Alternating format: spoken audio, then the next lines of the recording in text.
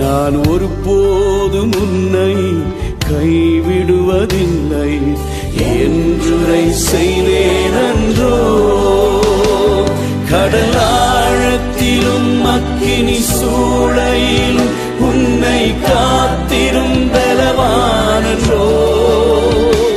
விஷ சர்ப்பங்களோ சிங்க கூட்டங்களோ பயம் வேண்டாம் அருகில் நான்.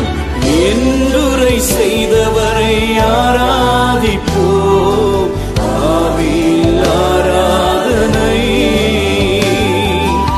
என்றுரை செய்தவரை ஆராதிப்போம் ஆவியில் ஆராதனை. வாக்கு பண்ணின தேவன், அவர் வாக்கு மாறாதவர். சொன்னதை நம்முடைய வாழ்க்கையில் செய்து முடிக்க